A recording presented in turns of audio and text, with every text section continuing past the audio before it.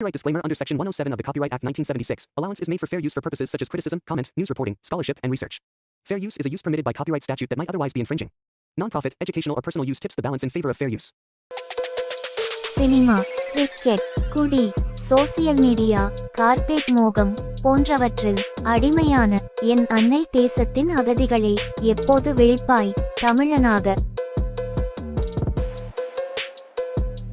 ஆரோக்கியமா வாழ அருமையான வழிகள் வாருங்கள், அறிவோம், தெளிவோம்.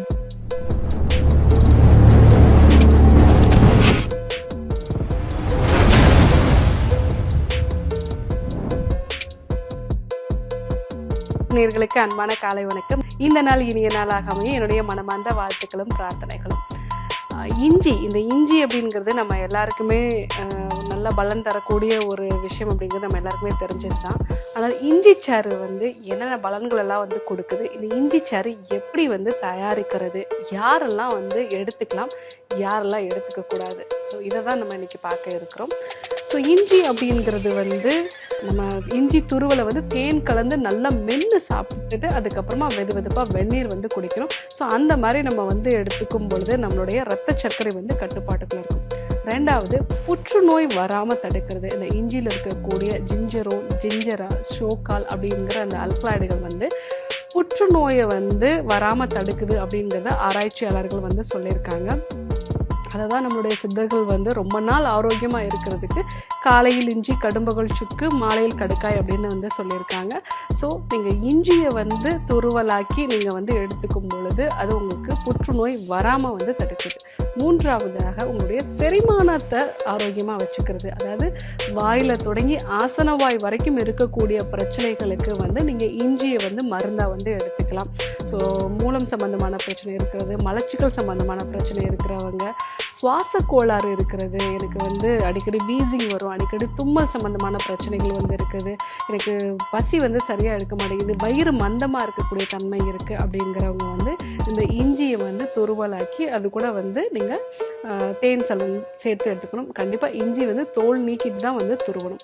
அதே மாதிரி நம்மளுடைய மூளையும் நல்லா சுறுசுறுப்பாக ஆரோக்கியமாக வச்சுக்கிறதுக்கு இந்த இஞ்சியில் இருக்கக்கூடிய ஃபீனால் காம்பவுண்ட், அதே மாதிரி ஃப்ளேவனாய்ட்ஸ் நம்மளுடைய மூளையை நல்லா சுறுசுறுப்பாக வச்சுருக்குது, ஞாபக சக்தி அதிகரிக்கிறது, நம்மளுடைய நாள் சுறுசுறுப்பாக இருக்கிறதுக்கு இது ரொம்ப யூஸ்ஃபுல்லாக இருக்குது அப்படிங்கிறதையும் ஆராய்ச்சியாளர்கள் சொல்லியிருக்காங்க. ஸோ நீங்கள் நல்லா ஆக்டிவாக இருக்கணும் அப்படின்னா காலை வேலையை இஞ்சி துருவலோட நீங்கள் ஸ்டார்ட் பண்ணுங்க. அதே மாதிரி இந்த இஞ்சி அப்படிங்கிறது இந்த மழை காலத்தில் உண்டாகக்கூடிய தொற்று நோய்களையும் சரி செய்யக்கூடியது. ஸோ உங்களுடைய நோய் எதிர்ப்பு சக்தி ஆரோக்கியமாக இருக்கணும் அப்படின்னா நீங்கள் இஞ்சி துருவலை சேர்த்து எடுத்துக்கிறது நல்லது. ஆனால் இந்த இஞ்சியை எப்படி சாப்பிடணும், முக்கியமாக இஞ்சி சாறு எப்படி சாப்பிடணும் அப்படின்னா, நல்ல வாசனை இருக்கக்கூடிய இஞ்சி எடுத்துக்கோங்க. அந்த இஞ்சி நல்லா தோல் சீவிடுறது நல்லது. ஏன்னா அந்த தோலுக்கு பக்கத்தில் இருக்கக்கூடிய அந்த கால்சியம் அப்படிங்கிறது தான் உங்களுக்கு வயிற்றில் ஒரு இரிட்டேஷனை உருவாக்கக்கூடியது. அந்த கால்சியம் கார்பனேட் இருக்கும் அப்படிங்கிறத சொல்லியிருப்பாங்க. ஸோ அது உங்களுக்கு வயிற்றில் இரிட்டேஷன் உண்டாக்குறதுனால தான் அல்சர் சம்மந்தமான பிரச்சனைகளை இது அதிகப்படுத்தும். ஆனால் நீங்கள் அந்த இஞ்சி சாறு எடுத்துட்டு அதை நீங்கள் தெளிய வைக்கணும். தெளிய வைக்கும் பொழுது அடியில் ஒரு வெள்ளை நிறமான ஒரு படிவு இருக்கும். ஸோ அதை நீங்கள் ரிமூவ் பண்ணிவிட்டு மேலே இருக்கக்கூடிய அந்த சாரை மட்டும் நீங்கள் எடுத்துட்டு அது கூட தேன் கலந்து எடுத்துக்கிறது நல்லது. கண்டிப்பாக நீங்கள் தேன் கலந்து எடுத்துக்கணும். ஸோ அந்த மாதிரி எடுத்துக்கும் போது உங்களுக்கு அல்சர் சம்மந்தமான பிரச்சனைகள், உடம்புல ஹீட் இன்க்ரீஸ் ஆகிறது, வாய்ப்புண் வருது, இந்த மாதிரியான பிரச்சனைகள்லாம் வராது. ஸோ இந்த மாதிரி நீங்கள் சாறு தயாரித்து எடுத்துக்கிட்டீங்க அப்படின்னா இஞ்சியோட முழுமையான பலன்களை நீங்கள் பெற முடியும். ஸோ இந்த இஞ்சி அப்படிங்கிறது நம்ம எல்லாருக்கும் கிடைக்கக்கூடிய ஒரு விஷயந்தான். அதை எப்படி பயன்படுத்தணும் அப்படிங்கிறத நம்ம தெரிஞ்சுக்கணும். யாரெல்லாம் பயன்படுத்தக்கூடாது அப்படின்னு பார்த்தீங்கன்னா, ஸோ கர்ப்ப காலத்தில் இருக்கக்கூடிய பெண்கள் பயன்படுத்துறது தவிர்க்கிறது. அதே மாதிரி மதர் ஃபீட் பண்ணக்கூடிய பெண்கள் இஞ்சியை சாராக எடுத்து பயன்படுத்துறது தவிர்க்கிறது நல்லது. ஸோ உடம்புல அதிகப்படியான ஒரு ஹீட் இருக்குது.